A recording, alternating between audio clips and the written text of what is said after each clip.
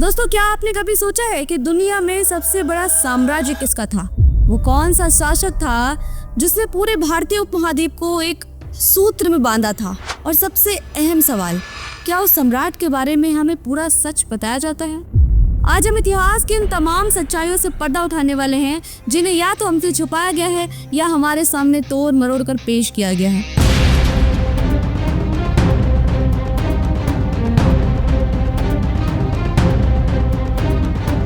अगर आप नए संसद भवन में लगे इस अखंड भारत के नक्शे को गौर से देखें तो आपको पता चलेगा कि ये कोई कल्पना नहीं है, कोई विचार नहीं है, बल्कि इतिहास की एक झलक है। आज से 2300 साल पहले मौर्य साम्राज्य के एक सम्राट ने पूरे भारतीय उपमहाद्वीप को एक छत्र में संगठित किया था, जिस साम्राज्य की सीमाएं उत्तर में हिमालय से लेकर दक्षिण में मैसूर तक, पश्चिम में हिंद कुश से लेकर पूर्व में बंगाल और म्यांमार तक फैली हुई थी।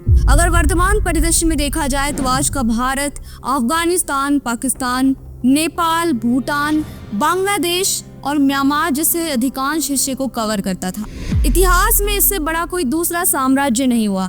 यानी 2300 साल पहले हमारा भारत अखंड भारत था, जिसके शासक मौर्य साम्राज्य के तीसरे सम्राट महान चक्रवर्ती सम्राट अशोक थे, जिन्हें बौद्ध धर्म का सबसे बड़ा प्रचारक माना जाता है, जिन्होंने 84,000 स्तूपों का निर्माण कराया, बुद्ध के धर्म को देश व दुनिया तक पहुंचाया।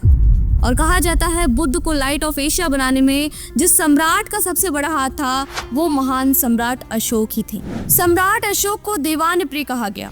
अब देवान प्रिय का अर्थ यहाँ देवों का प्रिय नहीं है, बल्कि बुद्ध का प्रिय। देवान अर्थात बुद्ध। ऐसा मैं इसलिए कह रही हूँ कि सम्राट अशोक के किसी भी शिलालेख पर बुद्ध को छोड़कर किसी भी देवी देवता का नाम नहीं मिलता। तो ऐसे में सम्राट अशोक को देवों का प्रिय कहने का कोई मतलब ही नहीं बनता। भारतीय इतिहासकार हमें सम्राट अशोक की छवि चंड अशोक के रूप में दिखाते हैं।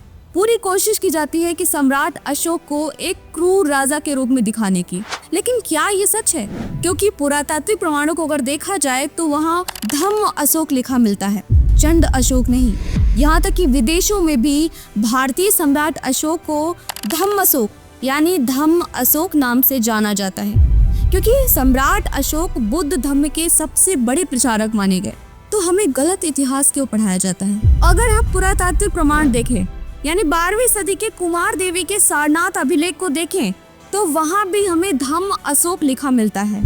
13वीं सदी के बोध गया अभिलेख में भी धम्म अशोक लिखा मिलता है, और 15वीं सदी के वर्मा के कल्याणी अभिलेख में भी धम्म अशोक लिखा मिलता है। चंड अशोक किसी भी अभिलेख में लिखा नहीं मिलता, हर जगह सिर्फ और सिर्फ धम्म अशोक लिखा मिलता है। चंड अशोक नाम सिर्फ और सिर्फ साहित्य की एक कल्पना है, ऐसा डॉक्टर राजेंद्र प्रसाद सिंह अपनी किताब सम्राट अशोक के सही इतिहास में लिखते हैं।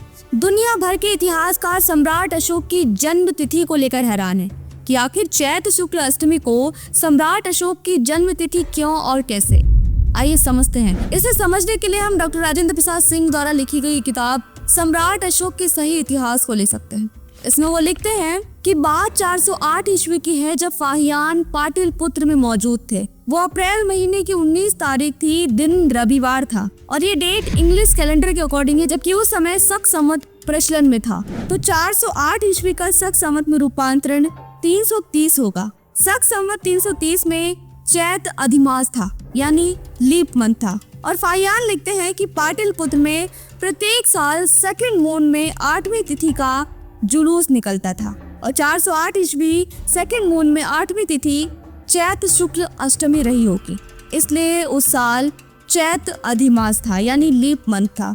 लेकिन फाहियान की पुस्तक का अनुवादक जेम्स लेगी से थोड़ी चूक हुई, उन्होंने सेकंड मून को सेकंड मंथ लिख दिया, और परिणाम ये हुआ कि भारतीय इतिहासकारों ने उसे बैसाख बना दिया। इसका सटीक अनुवाद record of the Buddhist kingdoms में रॉबर्ट गाइल्स ने किया है। सेकंड मून में 8वीं तिथि शक संवत 330 में चैत्र शुक्ल अष्टमी रही होगी, और इस बार चैत्र शुक्ल अष्टमी 5 अप्रैल 2025 को सम्राट अशोक की जयंती मनाई जा रही है। लेकिन फाहियान ने जिस जयंती का आंखों देखा हाल लिखा है वो 19 अप्रैल 408 ईस्वी की है, और स्ट्रैबो ने संबंध में लिखा है कि दुनिया भर को जन्मदिन मनाने की परंपरा मौर्य शासकों ने दी थी। भारत में मौर्यों को बदनाम करने के लिए ब्राह्मणवादी मानसिकता से ग्रसित लोगों ने मौर्यों की उत्पत्ति किसी मूरा नामक दासी से हुई थी, ऐसा दुष्प्रचार करते हैं। पुराणों में बताया गया है कि मौर्य की उत्पत्ति किसी मूरा नामक दासी से हुई थी, लेकिन ब्राह्मण ग्रंथों और पौराणिक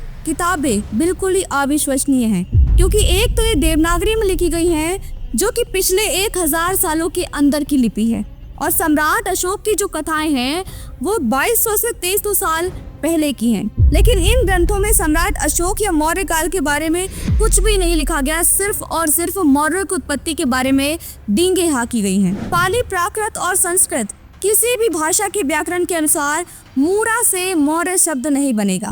डॉक्टर राजेंद्र प्रसाद सिंह अपनी किताब में सम्राट अशोक का सही इतिहास में लिखते हैं कि पुराणों में जो मौर्य को शूद्र बताया गया वो बिल्कुल गलत है, वो सच नहीं है। दरअसल सम्राट अशोक के समय वर्ण व्यवस्था थी ही नहीं, गण व्यवस्था थी, और सम्राट अशोक मौर्य गण के थे, न कि शूद्र वर्ण के।